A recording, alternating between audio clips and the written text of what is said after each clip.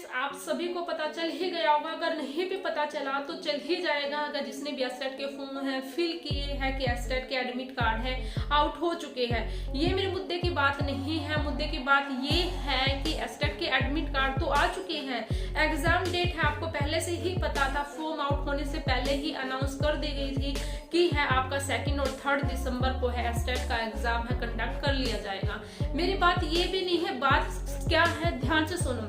कुछ बच्चों को जैसे ही एडमिट कार्ड आए हैं पसीने छूटने लग गए हैं कि अब एस्टेट के एडमिट कार्ड भी आ चुके हैं, मतलब 2 या 3 दिसंबर को है एस्टेट का एग्जाम होने वाला है, अब करे तो करे क्या।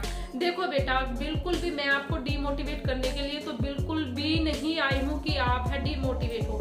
मैं आपको कुछ अपने से रिलेटेड कुछ टिप्स या कुछ पॉजिटिव फीडबैक जरूर देना चाहूंगी कि आपको देखो मैं आपको एक डेफिनेटली श्योरिटी है, अगर आप मेरी बात को कहीं ना कहीं पॉजिटिव वे में चल के लेके चलते हो तो आप ना कहीं सक्सेस होने के ज्यादा चांस है। देखो, अगर आप है इस बात को लेके डिमोटिवेट हो गए और खासकर वे स्टूडेंट जिनका सिलेबस क्लियर नहीं हुआ है, देखो हर पर्सन्स की अलग अलग सिचुएशंस होती है। You all know that her persons की अलग अलग सिचुएशन होती है, किसी की फैमिली से रिलेटेड इशू होते हैं, किसी के हेल्थ से रिलेटेड इशू होते हैं, तो किसी के टाइम से रिलेटेड या फिर मनी से रिलेटेड इशू होते हैं। वो हर किसी की लाइफ में है, मेरे भी लाइफ में है, आप सबके भी लाइफ में है, राइट। तो बात ये नहीं है, बात ये है कि अब जो ये थोड़ा सा टाइम बचा ना, इसको कैसे यूटिलाइज किया जाए इन बेटर वे में और इन स्मार्ट वे में। देखो, जितना भी आपने रिवाइज किया है या आपको लगता है कि हाँ मैंने पहले उसको मतलब पढ़ा था, अब जस्ट मेरे को जस्ट वो रिवाइज करना है, तो आप प्लीज सिर्फ उस पर कंसंट्रेट करो। न्यू है चाहे वो किसी भी सब्जेक्ट का हो, चाहे वो आप CDP के मतलब कोई भी सब्जेक्ट हो, मैं यहाँ पे सब्जेक्ट मेंशन नहीं करी, कोई भी सब्जेक्ट हो, किसी भी सब्जेक्ट से रिलेटेड हो, अगर आपने पहले पढ़ा है और आपको लगता है कि हाँ मैं उसको थोड़े से टाइम में ही रिकवर कर लूंगा, तो आप है डेफिनेटली उस पॉइंट को रिकवर करो।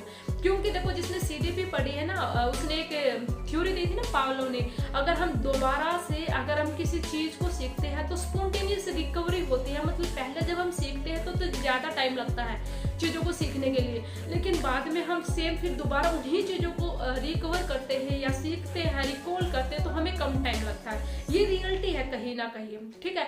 तो आपने अभी तक जितना किया है उसको अच्छे से मतलब उसको अच्छे से मेमोराइज करो, आप उसको लिख के देखो, अगर आपको है ज्यादा याद नहीं होता, मतलब है लिख के प्रैक्टिस करने से है वो मतलब आपका है पक्का हो जाता है। Second thing which is very important, demotivate बिल्कुल भी नहीं होना है, खासकर दूसरों को देख के तो बिल्कुल भी मत। एग्जाम जब जैसे जैसे एग्जाम नियर आता चला जाता है ना, तो आपके जितने भी फ्रेंड्स होते हैं, अगर आपका बिल्कुल बेस्ट फ्रेंड है, बिल्कुल ही बेस्ट फ्रेंड है, अच्छे से आपको हर जगह मोटिवेट करता है, आपकी हर चीजें सुनता है, आपकी हर बातें सुनता है, आपको गलत में गलत कहता है, ठीक में ठीक कहता है, तो आप जस्ट उसी फ्रेंड्स के साथ लिंक हो इस टाइम पे, ठीक है। नहीं तो आपको नियर एग्जाम के टाइम पे है, आप है उससे बिल्कुल डिस्कनेक्ट हो जाओ, अगर आपको कोई चाहता है डीमोटिवेट करने के लिए, समझ गए। डीमोटिवेट नहीं होना इस टाइम पे। अब बात आ जाती है 10 दिन भी नहीं बचे, रियलिटी है 10 दिन भी नहीं बचे, अभी 10 दिनों से मतलब 10 जो कम से कम जो 10 दिन बचे हैं, इनमें हम क्या कर सकते हैं। देखो बेटा, मैं आपको एक एग्जाम्पल देती हूँ, एग्जाम्पल सिंपल सा है। आप है 2 डेज है पानी मत पियो, या 2 डेज है आप खाना है बिल्कुल स्किप कर दो, आपको 3rd डेज में पता लग जाएगा कि आपने क्या किया है इन 2 डेज में, क्या क्या नहीं किया, समझ गए। वो तो सिर्फ 2 डेज की बात थी, ये कितने दिन की बात है। अभी एटलीस्ट आपके पास 7 डेज है, अभी एटलीस्ट आपके पास 7 डेज है, अगर आप चाहो तो क्या कुछ नहीं कर सकते। सबसे बड़ी बात होती है अपने आप पे विश्वास रखना, सबसे इम्पोर्टेंट है कि आप क्या कर सकते हो, इस दुनिया में आए हो, आपको क्या करना है, आपको अपनी पहचान बनानी है कि नहीं बनानी है। रात आपके पास होती है, दिन में मानती हूँ आपका फैमिली मेंबर भी होते हैं, और खासकर जो मैरिज गर्ल्स होती है, मैरिज जो लेडीज होती हैं, उनके पास तो सच में टाइम नहीं होता, लेकिन रात तो होती है ना आपके पास, या और वो भी किसी के पास होती है। रात में आप है अच्छे से आप स्टडी कर सकते हो, समझ गए। डिमोटिवेट बिल्कुल भी नहीं होना, हमेशा पॉजिटिव रहो, हंसो खेलो कूदो। मैं ये नहीं चाहती कि आप 24 घंटे पढ़ो, नो नो नो। आप जितना पढ़ो अच्छे से पढ़ो, समझ गए। अपने आप को भी एंटरटेनमेंट करो, वो भी बहुत जरूरी है। और जितनी भी चीजों को पढ़ो किसी ना किसी चीज से लिंक करके पढ़ो। सबसे इम्पोर्टेंट बात है कि जितनी भी चीजों को आप पढ़ रहे हो उनको लिंक करो, एक दूसरे से कनेक्ट करो।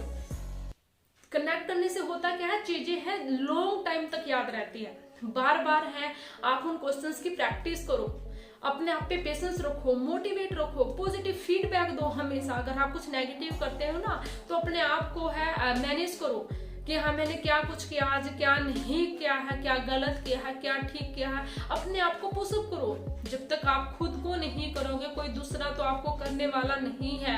ये बात बिल्कुल अच्छी है और ये बात आप गांठ बांध लो कि कोई भी दूसरा आपको ऐसा नहीं कर सकता जितना आप खुद को अपने आप को मोटिवेट कर सकते हो। आपकी लाइफ है ना, हमें मोटिवेट होने के लिए किसी भी दूसरे पर्सन्स को देखने की नीड नहीं होती।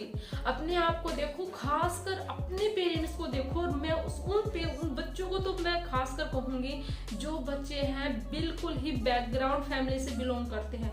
वो सिर्फ अपने पेरेंट्स का स्ट्रगल देखो कि उन्होंने क्या किया और वो कहाँ तक हमें लेके आए हैं। अपने भाई बहनों का, जो आपके बड़े भाई बहन हैं, उनका स्ट्रगल देखो। उनसे आपको बहुत कुछ सीखने को मिलेगा, समझ गए। तो बी पॉजिटिव रहो, जितना पढ़ा है अच्छे से पढ़ो, कनेक्ट करके पढ़ो चीजों को, बार बार है रिपीट करो चीजों को।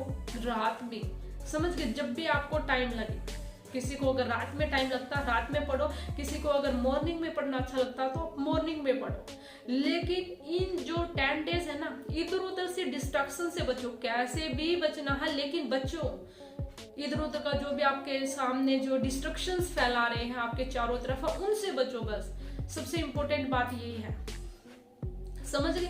All the best guys. जितना भी मैंने करवाया है, फिजिक्स का है, माइंड मैप सीरीज है, मैंने सारे के सारे इंपॉर्टेंट फॉर्मूले करवाए हैं, समझ गए। जो भी इंपॉर्टेंट, और हर ट्रिक्स भी बताई है, जो भी मैंने है हर ट्रिक्स भी बताई है कि इस ट्रिक्स का कैसे यूज करना है। अगर वो खुद की मेरी बनाई हुई है ट्रिक्स, नहीं तो नॉर्मल वही फॉर्मूले होते हैं, राइट। और मैं ये कहती हूँ, खैर अब तो इन बातों को करने का टाइम नहीं है, लेकिन मैं हमेशा ये कहती हूँ आप जितनी बार चीजों को प्रैक्टिस करोगे ना, आपको हर बार उस क्वेश्चन से कुछ ना कुछ नया सीखने को जरूर मिलेगा।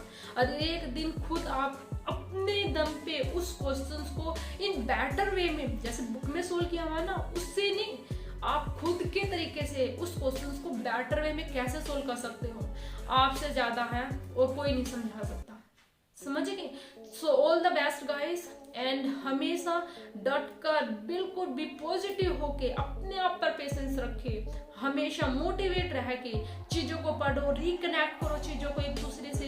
कैसे सीडीपी बिल्कुल इजी है, पेडागोजी है। अगर आपको खुद क्या करना है, आप खुद देखो, मैं टीचर हूँ और मुझे बिल्कुल मतलब अच्छे से पढ़ाना है, लेकिन बच्चे को किसी भी प्रकार की कोई भी परेशानी नहीं होनी चाहिए। मैं इन बेटर वे में मतलब बच्चे को कैसे समझा सकती हूँ। आपको सिर्फ हमेशा ये सोचना है कि मैं कैसे अच्छा रिजल्ट निकाल के लेके आ सकती हूँ उस बच्चे को विदाउट एनी टॉर्च किए। सिर्फ यही है पेडागोजी, मतलब चीजों को समझना, रिकनेक्ट करना। कुछ चीजें होती है अपने आप में मतलब है विजुअलाइज करके चीजों को देखना है, अंडरस्टैंडिंग के बेस पे कुछ चीजें होती हैं। So don't waste our more time. अब मैं आपको ज्यादा टाइम नहीं लूंगी, सिर्फ मैं आपको इतना ही कहूंगी एट लास्ट टाइम में ऑल द बेस्ट गाइज। अगर आप चाहो, अगर आपने ठान ली है कुछ करने की, then you can do, you can definitely do.